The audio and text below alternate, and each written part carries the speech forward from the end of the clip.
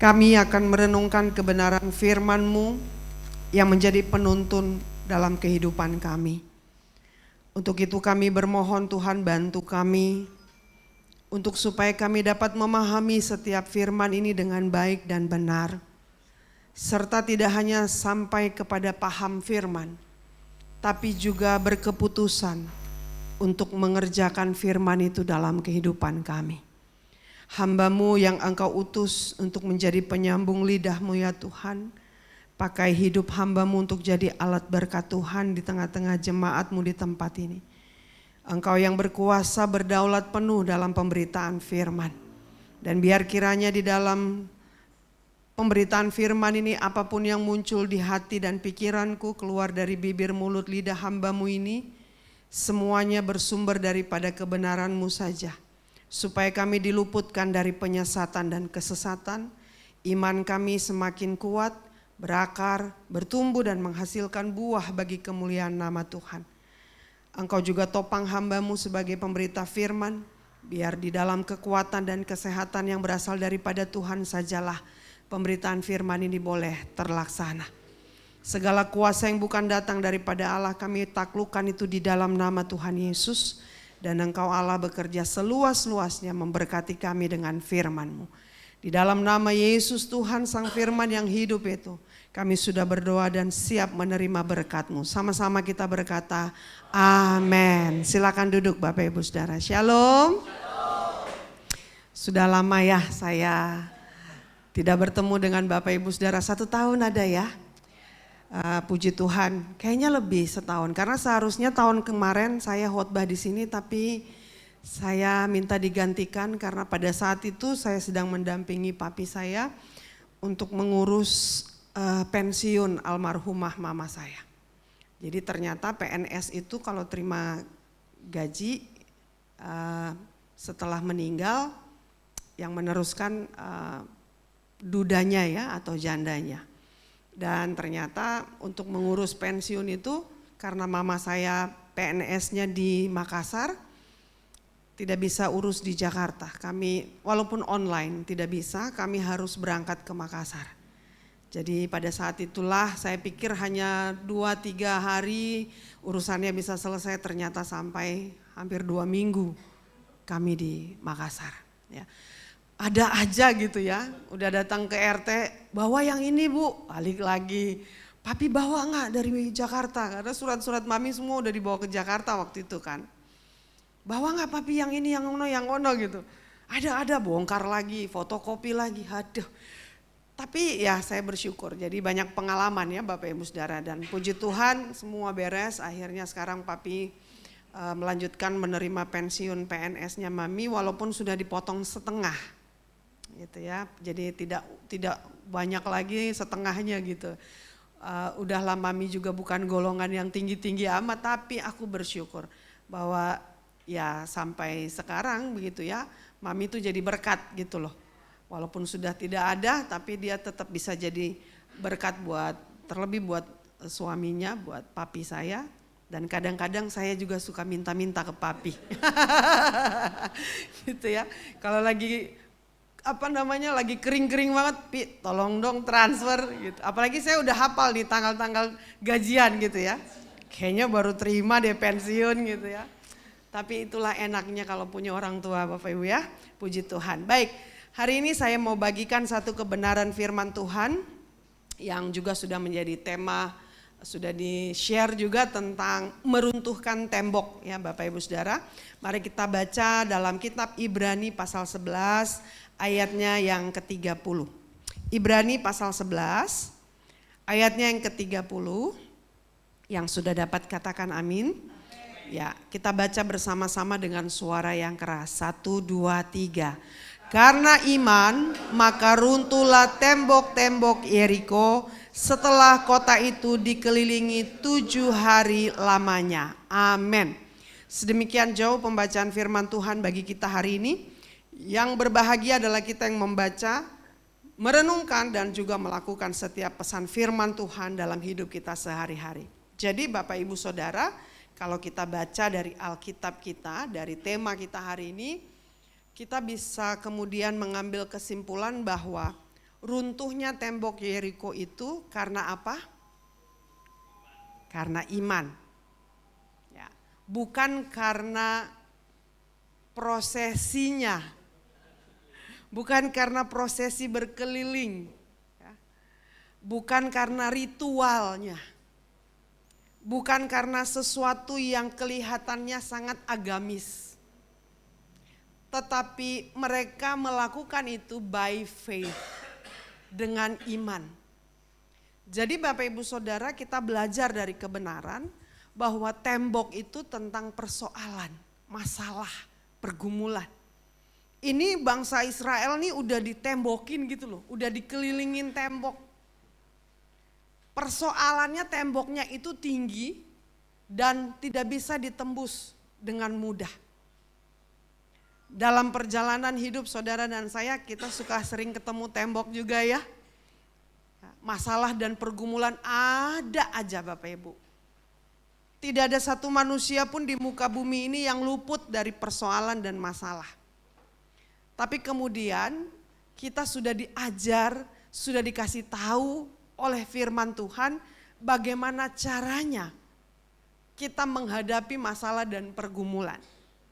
Dan di siang hari ini Bapak Ibu Saudara, kita belajar satu metode yang sangat luar biasa, yaitu by faith, iman. Kalau iman ini Bapak Ibu Saudara gak bisa kelihatan, tapi dampaknya dahsyat. Iman itu bukan sesuatu yang bisa dipegang, dijamah, tapi iman itu bisa dilihat hasilnya. Dalam perjalanan kehidupan bangsa Israel, Bapak Ibu Saudara, mereka berkali-kali mengalami begitu banyak masalah dan pergumulan. Memang semakin spesial seseorang di hadapan Tuhan, itu prosesnya juga spesial. Amin. Semakin dahsyat seseorang mau dipilih dan dipakai Tuhan, itu prosesnya juga yang mereka harus jalani juga dahsyat, luar biasa dan spektakuler. Kenapa Bapak Ibu Saudara? Karena semakin khusus seseorang, semakin spesial seseorang, diperuntukkan bagi sesuatu yang khusus, diperuntukkan bagi sesuatu yang spesial, maka dia harus benar-benar tahan uji. Kita sudah sering kali mendengarkan filosofi tentang logam ya, emas. Dia tidak akan jadi emas yang mahal harganya kalau nggak pernah dibakar, nggak pernah dipukul-pukul, ngalamin yang namanya harus dibakar, pembakaran, baru kemudian masih merah-merah harus tong sampai didapati sebuah nilai yang sangat luar biasa. Sekarang Bapak Ibu Saudara, berlian masih lebih mahal emas ya. Saya masih lebih suka pakai emas gitu, daripada berlian. Karena buat saya emas itu sangat murni.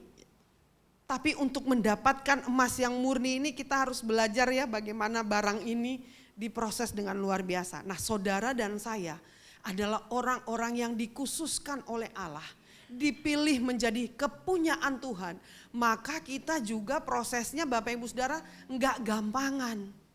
Kenapa? Karena kita bukan orang-orang gampangan. Kita orang-orang yang spesial. Banyak sekali miliaran manusia di muka bumi ini Bapak Ibu Saudara. Tapi percayalah, saudara dan saya ada di dalam rencana, rancangan dan ketetapan Tuhan. Itu sesuatu anugerah yang luar biasa. Persoalannya mau taat enggak? Mau sabar enggak?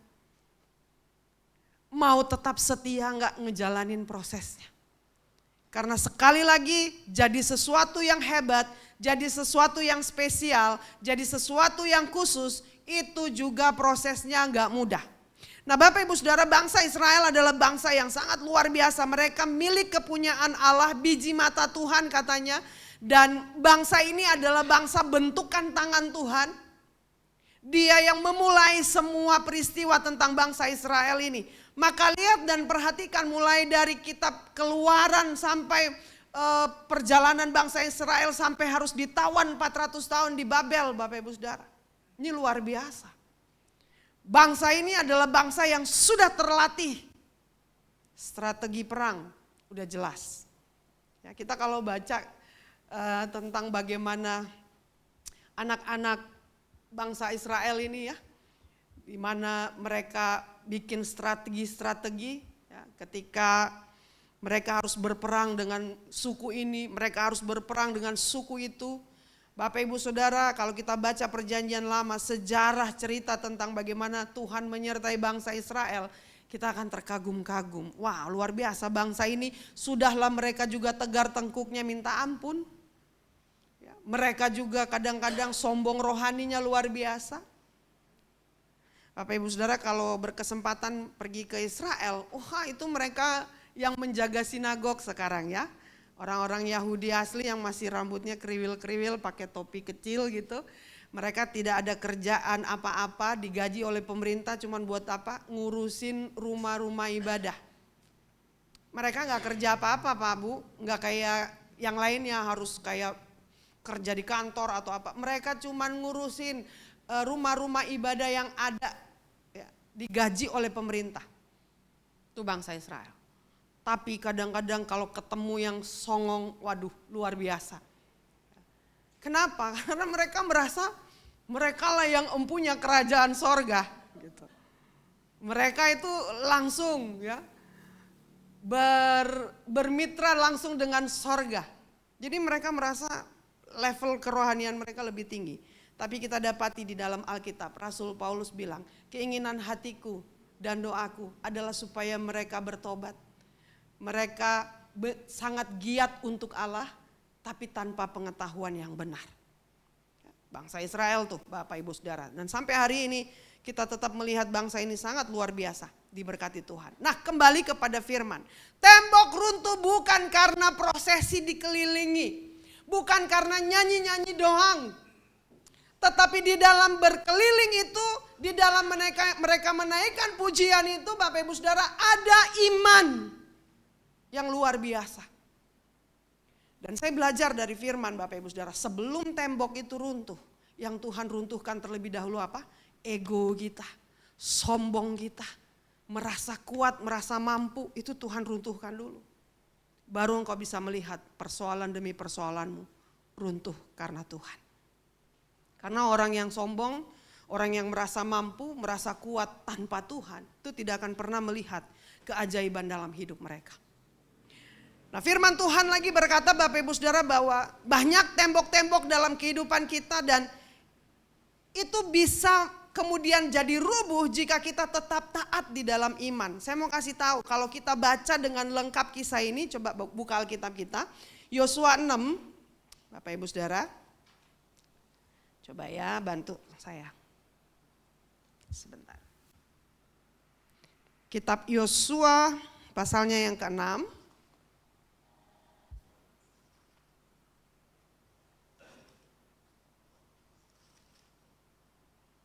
Yosua pasal 6 ayatnya yang kita lihat dulu deh.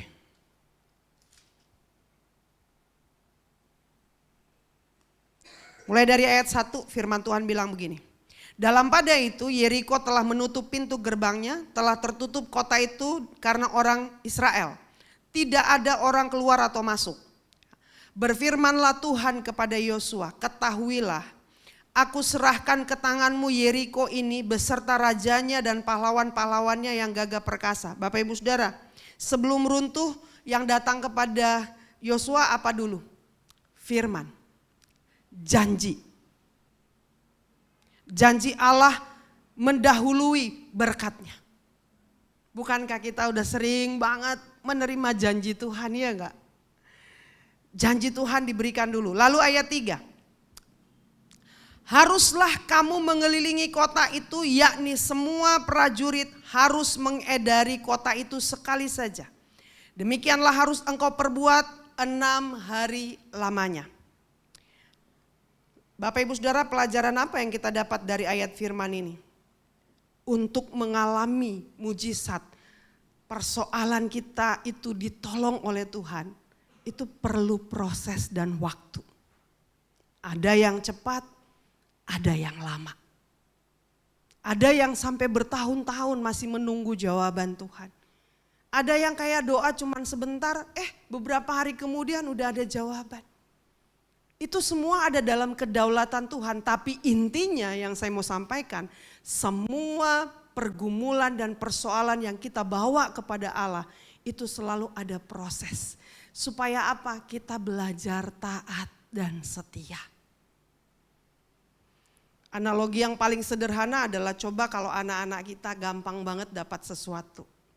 Ya kan? Mami pengen PS yang terbaru. Oke berapa? Bayar, beli. Mami pengen motor, beli. Mami pengen ini, beli. Akan sedikit rasa menghargai sesuatu yang mereka dapat karena terlalu mudah. Saya dulu waktu anak-anak masih kecil, anak-anak saya sekarang umurnya udah yang kakak 27, yang nomor 2 26.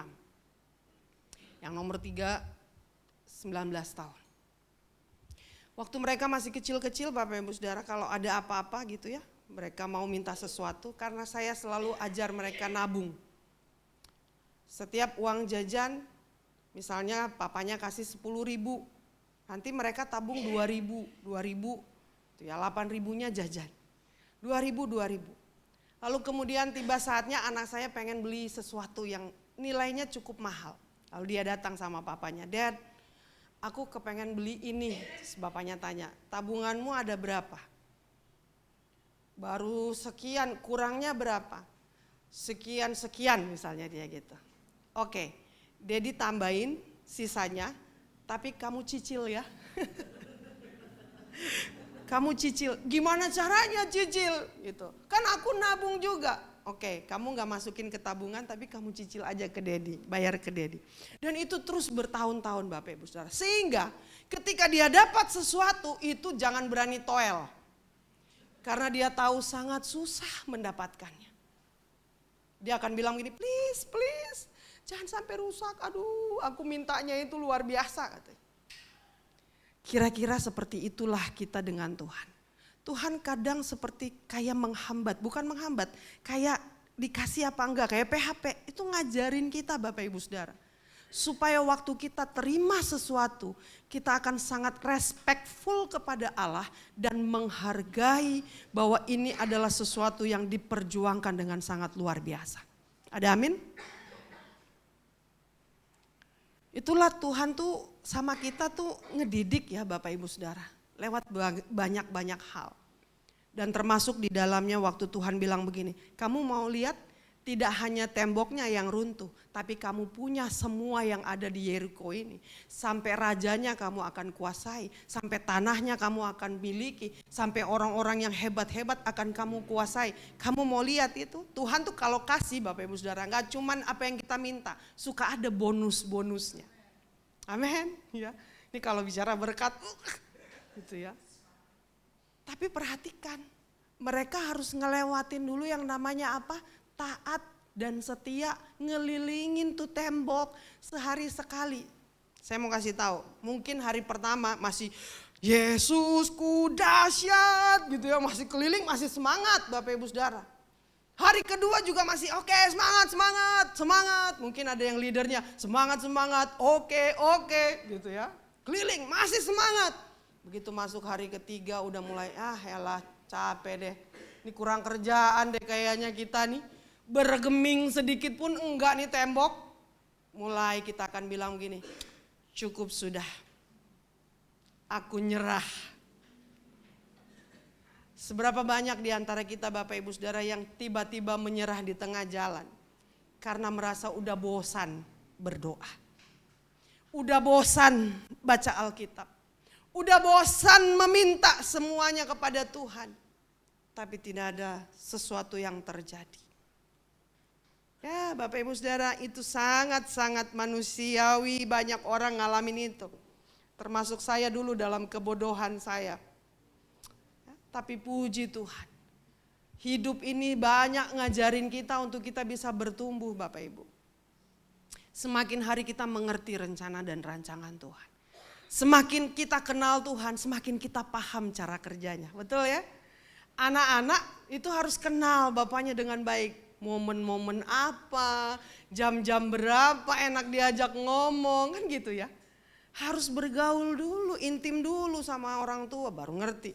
Oh kalau diomongin kayak gini kayaknya Dedi aku bisa nyolot punya nih. Kayak kita masuknya dari cara begini. Itu Bapak Ibu Saudara. Sama Tuhan tuh gak kaku-kaku. Sama Tuhan tuh dia bukan Allah yang jauh, Allah yang kayaknya mengerikan, Allah yang kayaknya susah didekati. Enggak. Kamu kenal hati Tuhan aja deh. Pasti yang kau akan dapati. Oke. Yang penting aku berkenan di hadapan Tuhan. Itu sih yang Tuhan cari dari hidup kita. Lanjut ya Bapak Ibu Saudara. Karena iman mereka melakukan segala sesuatunya dengan taat dan setia. Kenapa Tuhan sepertinya harus pakai waktu, harus 6 hari, harus kelilingnya sekali aja dan lain sebagainya. Itu semua proses Tuhan untuk supaya melatih saudara dan saya di dalam ketaatan dan kesetiaan. Boleh bantu baca Ibrani 11 ayat 3. Ibrani 11 ayat 3. Karena iman kita mengerti. Ya. Karena iman kita mengerti bahwa alam semesta telah dijadikan oleh firman Allah. Sehingga apa yang kita lihat telah terjadi dari apa yang tidak dapat kita lihat. Ini iman Bapak Ibu Saudara. Iman tuh gak kelihatan. Tidak ada bentuknya iman itu. Tapi dapat terlihat hasilnya dalam kehidupan saudara dan saya. Ya, waktu kita beriman Bapak Ibu Saudara, kita akan punya pengharapan. Waktu kita beriman, kita akan punya semangat. Waktu kita punya iman, mengerjakan iman, melakukan iman, kita tidak akan pernah jadi orang cemen. Kita nggak akan pernah mundur sebelum berhasil. Ya pemadam kebakaran aja punya moto pantang pulang sebelum padam ya enggak. Masa kita kalah sama pemadam Bapak Ibu Saudara? Kita nggak boleh nyerah. Dalam hidup ini tidak boleh menyerah. Boleh sampaikan kiri kanannya, jangan nyerah. Ya. Bapak Ibu Saudara, itu penting, itu semangat juang. Dan kita belajar dari orang Israel, mereka terus punya semangat itu. Makanya luar biasa ya. Lanjut Bapak Ibu Saudara, dalam melangkah di kehidupan kita ini kita tidak pernah paham dan kita tidak tahu apa yang terjadi di depan. Makanya ada satu lagu, tak ku tahu kan hari esok, namun langkahku tetap bukan surya ku harapkan, karena surya akan lenyap. Ya, matahari aja bisa hilang, bulan bisa hilang, dunia ini akan lenyap. Tapi Allah tidak pernah hilang dalam kehidupan kita. Nah Bapak Ibu Saudara, waktu kita berjalan dalam kehidupan ini kita akan menemukan banyak kekejutan-kekejutan. Ada aja tembok-tembok muncul. Lagi jalan asik-asik ada persoalan. Lagi jalan senang-senang ada persoalan. Ya sakit lah, ya ada yang meninggal lah, ya ada persoalan berantem lah. Ada aja Bapak Ibu Saudara. Makanya iman itu betul-betul harus menjadi suluh. Firman adalah suluh langkah kita. Iman itu juga berbarengan dengan firman. Harus betul-betul menjadi jangkar bagi kehidupan kita. Saya mau kesaksian sedikit Bapak Ibu Saudara. Saya punya anak tuh 2 yang lahir dari rahim saya. Yang ketiga itu anak rohani. Anak baptis saya. Dan sekarang tinggal bersama dengan kami. Saya sekolahkan anak baptis saya ini, orang tua kandungnya ada di Kota Bitung, Manado. Nah, dia tinggal bersama kami, bersekolah bersama dengan kami sampai hari ini. Dan anak saya yang paling besar Bapak Ibu Saudara, Januari kemarin usianya 27 tahun. Perempuan, namanya Kesia Viola Nabasa Lamtiur Huta Barat. Panjang ya. Dulu dia suka marah, mami aku ngisi namaku aja udah habis waktu kalau ujian.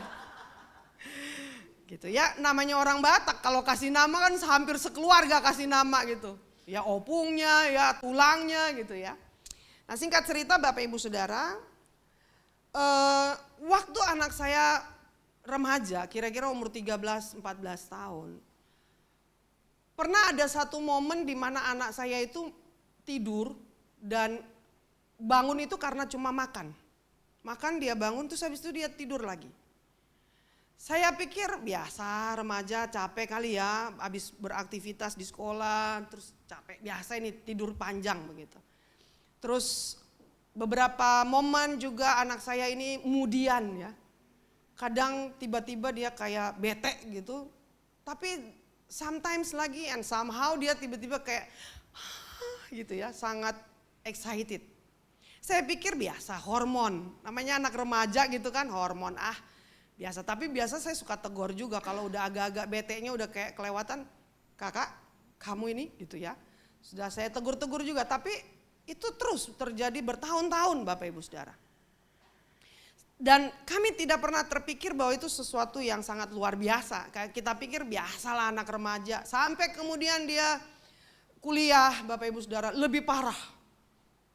Dia kuliah itu di bawah tekanan kan, dia ambil jurusan komposisi musik, ya, kalau bahasa kerennya komposer begitu ya, di UPH. Jadi mereka ngekos, anak saya yang nomor 2, adiknya itu juga ngekos di sana, satu rumah mereka, bukan ngekos. Saya kontrakin satu rumah 2 kamar, jadi adiknya juga di situ, kakaknya di situ, sama-sama saling menjaga, saling melihat. Nah anak saya yang nomor 2 tuh suka telepon, dia suka bilang, "Mam, Cimot nih," kan panggil kakaknya Cici ya, "Mam, Cici ini kayak ada aneh-anehnya dah," kata gitu. Lah kenapa gitu? Tahu sebentar-sebentar ngamuk, sebentar-sebentar hahi gitu ya. Anak saya nomor 2 curhat, terus saya bilang, "Stres kali kakak kuliah, udah kamu pergi ajak kayak kamu nonton atau apa gitu. Pokoknya having fun." "Udah Mam, kagak mempan," kata gitu. Cuman ya tidak terlalu saya tanggapi Bapak Ibu Saudara, tapi memang anak saya beberapa kali harus masuk IGD, rumah sakit, karena lambung. Jadi dia tuh kalau udah stres, lambungnya naik, asam lambungnya naik, masuk ke IGD. Diobatin pulang better, begitu terus bertahun-tahun. Sampai kemudian Bapak Ibu Saudara, kesaksian ini baru pertama saya cerita di sini. Dan saya berharap ketika saya cerita ini Bapak Ibu Saudara menanggapinya dengan positif dan topang kami di dalam doa. Ya. Nah, ketika kemudian trigger terbesarnya adalah 2 tahun yang lalu, 2 tahun ya Pi? 2 tahun yang lalu anak saya yang Keisha ini bertunangan. Dia bertunangan dengan orang yang anaknya baik, baik sekali, sama kami sangat sopan, sama opa juga sangat sopan, semualah. Jadi kita melihat anak ini memang sangat baik. Terus anak ini juga sama Keisha itu santun ya, sopan. Saya melihatnya seperti itu. Tapi kemudian Bapak Ibu Saudara, apa yang terjadi? Setelah terjadi pertunangan, saya sama bapaknya itu selalu punya satu metode yang kami sepakati dari dulu tentang anak-anak. Bahwa kami akan bicara, kami akan menyampaikan apa yang harus kami sampaikan sesuai dengan firman.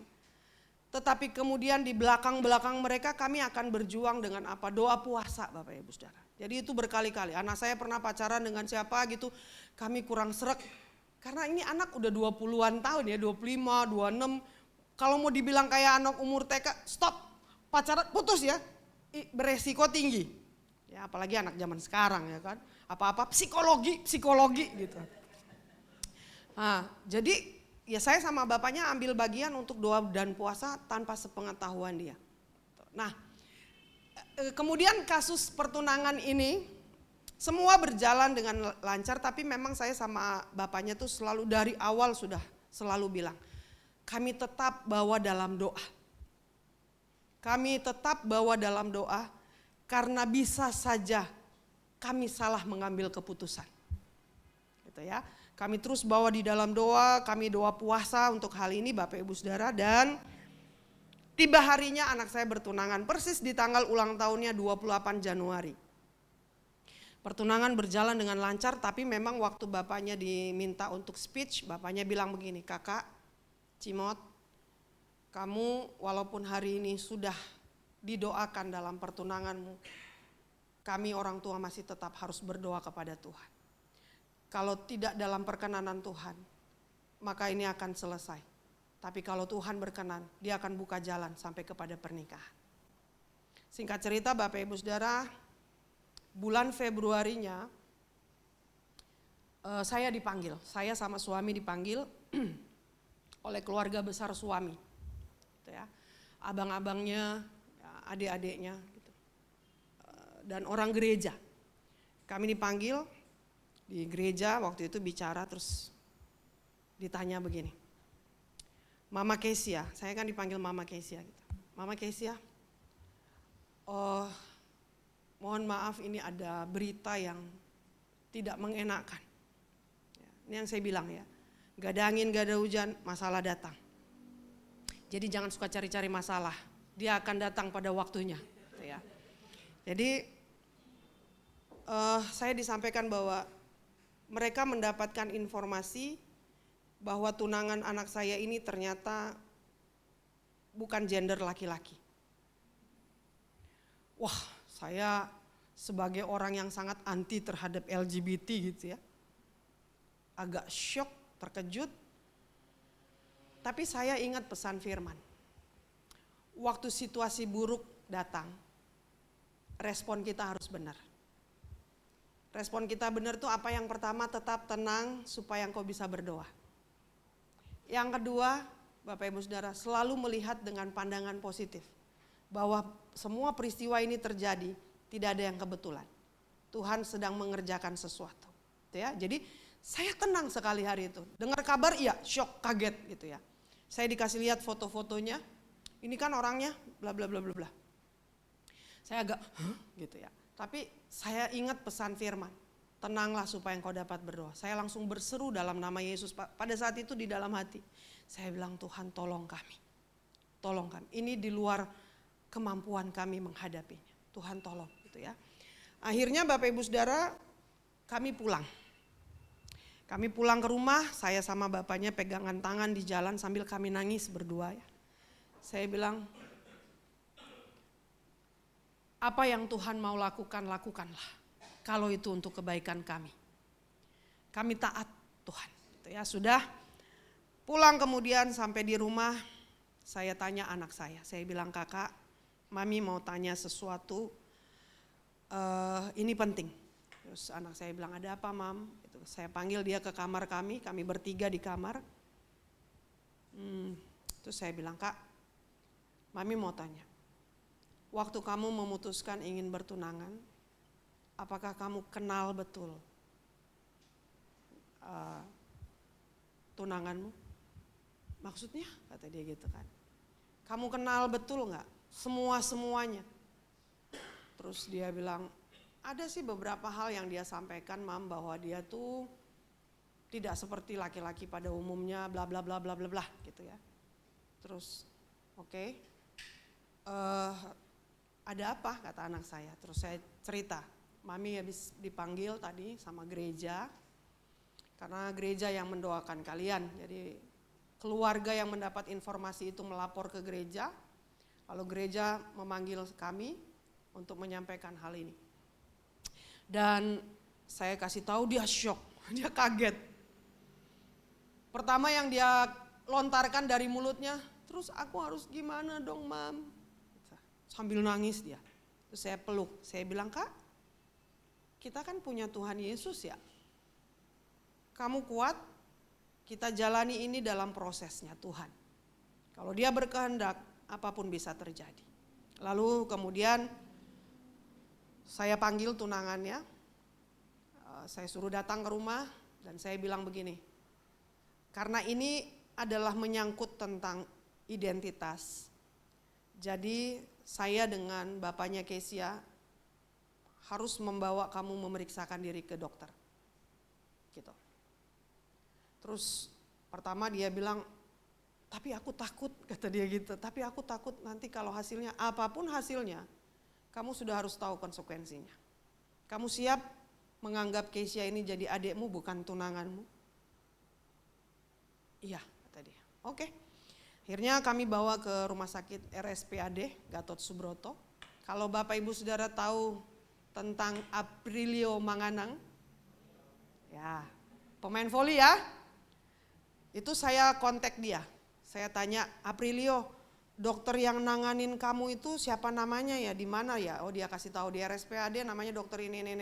Akhirnya saya pergi menjumpai dokter yang menangani Aprilio juga.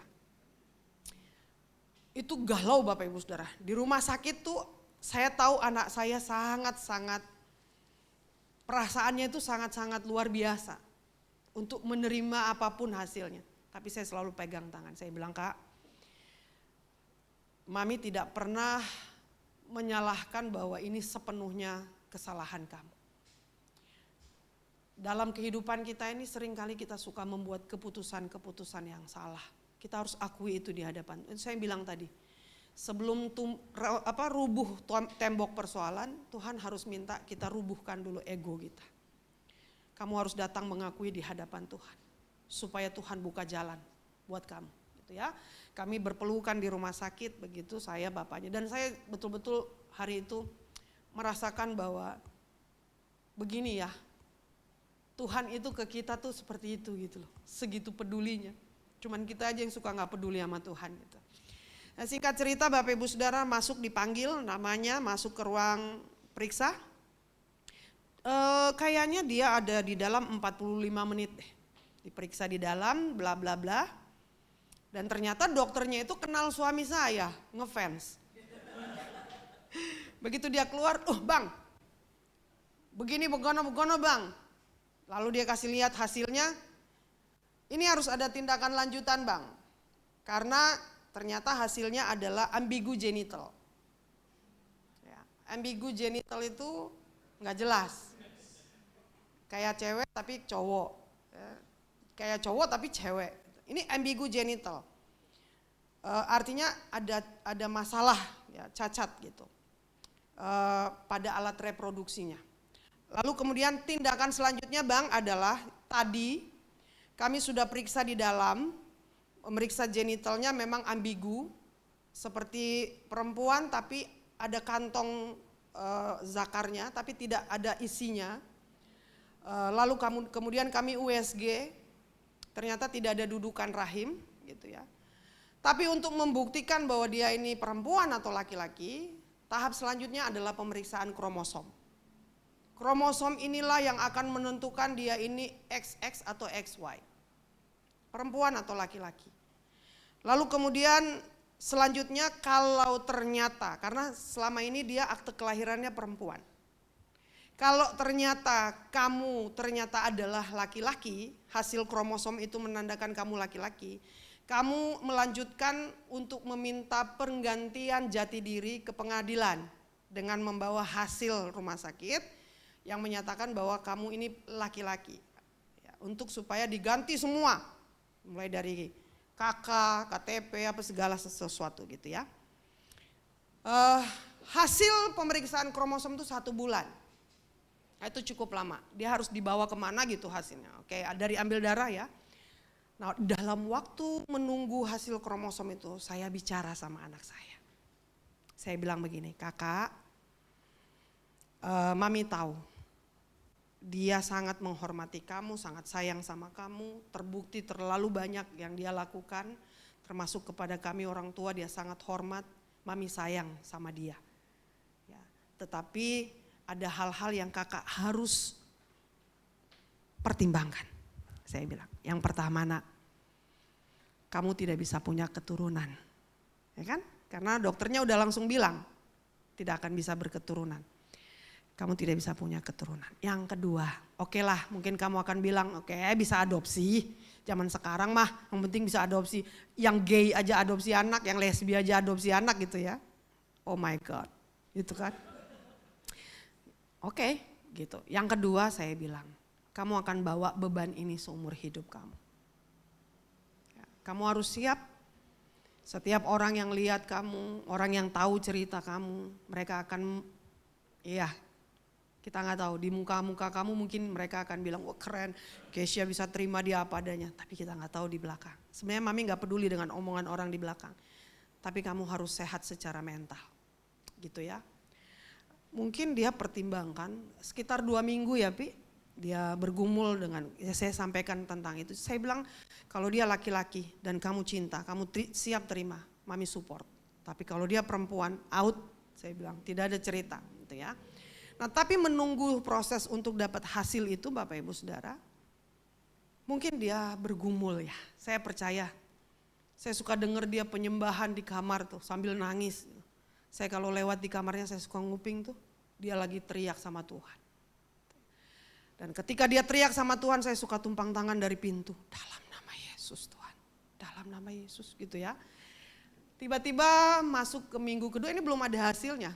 Masuk minggu kedua dia datang sama saya lagi di kamar sama bapaknya, kami lagi nonton, tiba-tiba dia masuk terus dia langsung peluk saya, dia nangis. Terus saya bilang, kenapa nak? Terus dia bilang, mami aku udah memutuskan untuk tidak melanjutkan pertunangan ini. Tapi hasilnya belum ada loh kak, aku bilang. Dia bilang gak peduli mau ada hasilnya kek, mau hasilnya apa kek, tapi aku memutuskan untuk menyudahi pertunangan ini. Karena pertimbangannya adalah dia pengen menikah normal, gitu kan. Terus saya bilang, oke. Begitu saya dengar dia ngomong begitu, kami berpelukan bertiga, kami nangis di tempat tidur, kami berdoa. Kami bilang, Tuhan, sebagai orang tua kami terbatas. Tapi kami punya Allah yang tidak terbatas, yang bisa menggerakkan hati anakku untuk memilih yang tepat. Itu ya. Sehingga ketika dia bubar bukan karena kami, tapi karena memang dia sadari bahwa apa yang akan dia alami ke depan itu bukan sesuatu yang mudah untuk dia. Singkat cerita Bapak Ibu Saudara, kelanjutannya adalah dia memutuskan untuk menyudahi pertunangannya. Seminggu kemudian dapat hasil. Dan memang hasilnya adalah dia lebih dominan perempuan. Dan akhirnya saya melihat bahwa ini sesuatu yang sangat luar biasa yang Tuhan kerjakan buat kami. Tuhan bela, Tuhan tolong. Saya tidak akan pernah malu menyaksikan ini karena apa? Karena saya tahu bahwa setiap kita tuh punya masalah tapi Tuhan kita tuh hebat Bapak Ibu Saudara.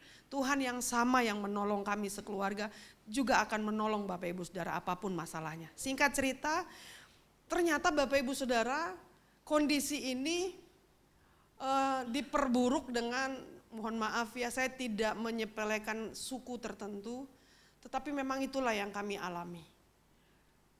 Kami kemudian dihakimi ya, oleh keluarga suami dan sampai hari ini Bapak Ibu Saudara kami masih tidak baik-baik saja.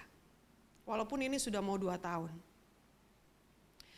Bahkan waktu mami saya meninggal, kakak beradik dari suami saya gak ada yang datang.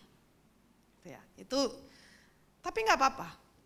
Buat saya sikap orang terhadap kita tidak boleh membuat kita kemudian jadi tidak menjadi berkat Bapak Ibu Saudara. Itu mereka, tapi kita nggak boleh begitu. Ya. Nah singkat cerita Bapak Ibu Saudara akhirnya kemudian walaupun anak saya dalam kesadaran penuh mengambil keputusan untuk berhenti melanjutkan pertunangan ini, tapi ternyata karena dia lihat keluarga bapaknya jadi tidak omongan sama bapaknya gitu ya. Belum lagi WA yang masuk dia baca semua, akhirnya dia ngalamin yang namanya depresi. Tahun kemarin kemudian dia berani memeriksakan diri karena dia bilang kayaknya udah gak beres. Akhirnya Bapak Ibu Saudara dia pergi ke psikolog. Hasilnya pertama anak saya didiagnosa BPD, Borderline Personality Disorder. Tapi kemudian setelah dilakukan terapi ternyata tidak banyak membantu. Lalu kemudian psikolognya bilang, Kesya saya refer kamu ke psikiater gitu ya. Cari psikiater yang terdekat dengan rumah supaya kamu bisa ada penanganan yang cepat. Lalu kemudian kami cari Bapak Ibu Saudara di mana dokter psikiater yang dekat dengan Sentul. ternyata ada dokter Jamie, itu dia juga aktif di media sosial ya, psikiater yang aktif di media sosial. Dia praktek di Rumah Sakit Siloam Bogor. Maka kami pergilah ke situ, bicara dengan psikiaternya, saya jelaskan situasi dan keadaannya.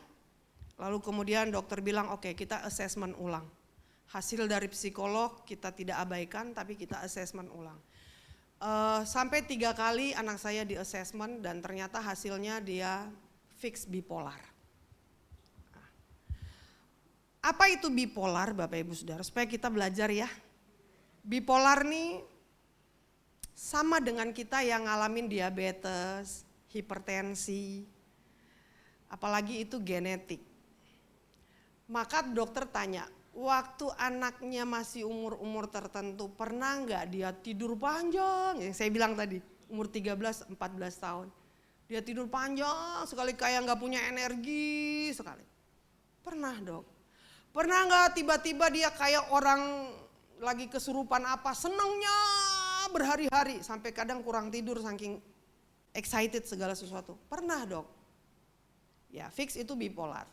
Terus dia tanya, Kesia kamu kalau lihat lantai atau lihat karpet atau apapun di bawah, apa yang kamu lihat? Terus dia bilang, kayak bernafas. Jadi ini lantai semua kayak bergerak gitu, kayak bernafas. Ya itu salah satu ciri orang bipolar. Jadi ternyata Bapak Ibu Saudara, bipolar itu adalah terjadi gangguan pada jaringan saraf. Sehingga bipolar itu kenapa dikategorikan sebagai mental health atau mental issue, karena produk dari gangguannya ini membuat dia tuh mentalnya, moodnya kayak nggak stabil, sebentar oke, sebentar oke, sebentar drop gitu ya. Tapi puji Tuhan dikatakan bahwa anak saya mengalami bipolar tipe B. Bipolar tipe B itu masih lebih mudah untuk ditangani daripada yang tipe A. Apa bedanya tipe A? Kalau tipe A itu maniaknya lebih tinggi. Maniak itu Bapak Ibu Saudara bukan maniak marah atau apa, bukan. Tapi dia fun, dia bahagianya itu bisa sampai nggak tidur berhari-hari. Karena otaknya kerja terus kan, ide-ide muncul, wah gue pengen gini, gue pengen begitu. Karena dia lagi manic, tapi kalau lagi depresif, mau disuruh apa juga gak akan pernah mudeng otaknya. Gak akan jalan apapun. Jadi itulah yang sekarang dialami oleh putri saya. Puji Tuhan, puji Tuhan. Dia sudah mendapatkan penanganan obat pertama mood stabilizer. Sehingga walaupun dia lagi depresif, dia gak kayak gitu ya. Gak kayak orang on amat gitu.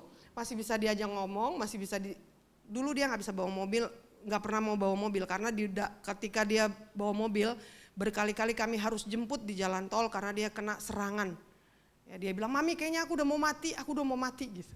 Ya, Bapak Ibu Saudara ya, nanti kapan-kapan saya bawa Kesianya ya untuk dia cerita sendiri pengalaman hidupnya. Kalau yang mood stabilizer itu membantu dia untuk walaupun dia depresif tapi dia masih tetap bisa beraktivitas. Atau kalau dia lagi manic, Bapak Ibu Saudara, dia masih tetap bisa kontrol. Gue tidur gitu. Otaknya masih jalan untuk bilang gue tidur capek gitu. Nah kalau dia nggak minum obat, itu terus otaknya terus muter. Makanya kadang saya bilang, apa karena seniman anak gue ini ada aneh-anehnya gitu ya? Ternyata enggak, ternyata ada gangguan di sarafnya Bapak Ibu Saudara. Waktu pertama tahu itu saya sedih. Tapi setelah saya berdamai dengan keadaan, saya ngetawain persoalan. Alah capek deh, ternyata itu kamu yang mengganggu anak saya selama ini.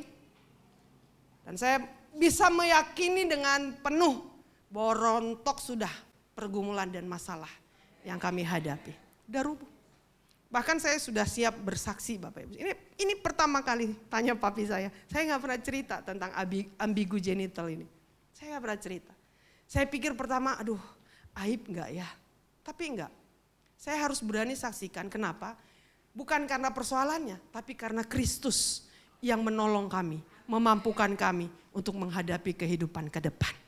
Bapak Ibu Saudara menutup kebenaran firman. Yuk, mari saya mau ingatkan, Proses runtuhnya tembok Yeriko itu butuh waktu.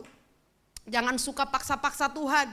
Jangan suka atur-atur Tuhan. Jangan suka tetapkan waktu. Kalau sampai bulan depan Tuhan aku gak ketemu jodoh, aku tidak akan lagi bergereja. Jangan suka paksa-paksa Tuhan. Ya Bapak Ibu Saudara. Kalau sampai bulan depan Tuhan ini kagak cair, gak ada masuk di rekening aku, jangan harap aku akan memberikan lagi persembahan. Capek deh. Tuhan bilang itu aku yang punya, kamu cuman dititipin pakai doang. Ya, gitu ya Bapak Ibu Saudara, jangan pernah atur-atur Tuhan. Nikmati prosesnya. Ya, latih mental kita. Latih kekuatan beriman kita. Semakin tekanan itu besar, semakin kuat kita beriman kepada Tuhan. Dan satu hal yang saya mau kasih tahu sama Bapak Ibu Saudara. Waktu engkau menang atas persoalan dan pergumulanmu, iblis menangis. Dia gak bisa hancurin saudara. Saya bilang sama iblis, kau keok. Kau tidak bisa bikin hancur pelayanan saya. Kau tidak bisa bikin hancur keluarga saya. Karena Yesusku besar, dahsyat dan hebat. Ya, beri kemuliaan bagi Tuhan. Yang terakhir, mari belajar taat Bapak Ibu Saudara. Taat, kalau Tuhan suruh jalan, jalan. Kalau Tuhan suruh berhenti, berhenti. Dari pengalaman saya dengan pertunangan anak saya belajar. Tidak boleh satu persoalan pun yang kita tidak letakkan kepada Tuhan. Karena Dia yang paling tahu dan paling mengerti apa yang baik dan apa yang tidak baik bagi kita. Kalau Tuhan menetapkan, itu berarti pasti mendatangkan kebaikan. Jadi anak saya sekarang kalau saya suka ganggu dia, Kak, berarti ada yang lebih ganteng nanti yang datang. Tuhan sedang siapkan yang lebih luar biasa. Terus anak saya bilang gini, sabar ya Mam, sabar. Sabar ya, saya lagi berproses menata hati. Gak apa-apa nak, saya bilang.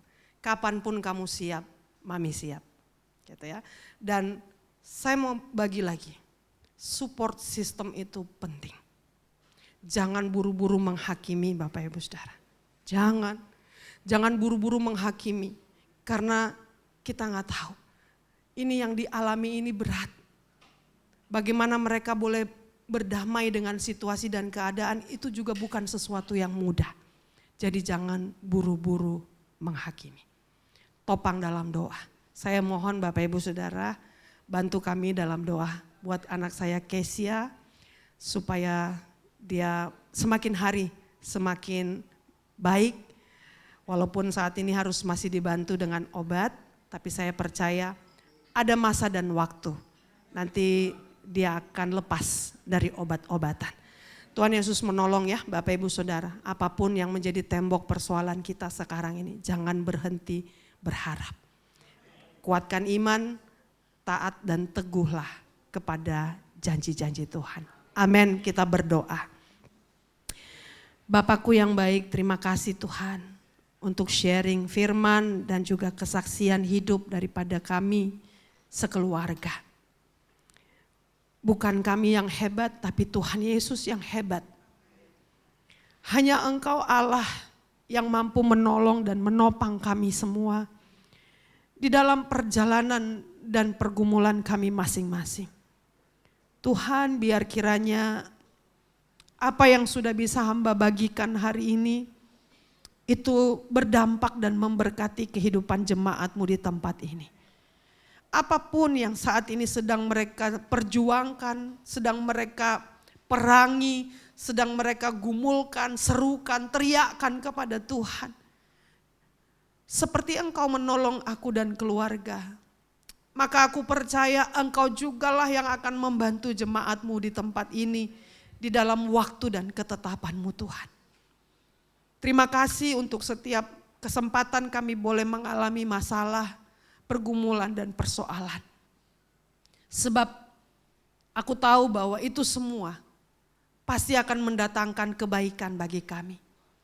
suka duka Tuhan pakai bagi kebaikan kami.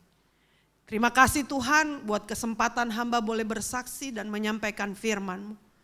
Biar kiranya apa yang sudah hamba sampaikan ini termeterai di loh hati setiap kami.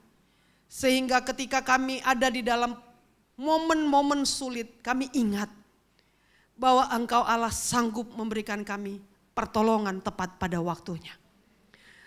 Berkatilah umat-Mu di tempat ini Tuhan. Biar mereka semakin kuat di dalam Tuhan. Terpuji-pujilah Engkau Yesus Kristus Tuhan dan Allah kami yang hari ini kami percakapkan.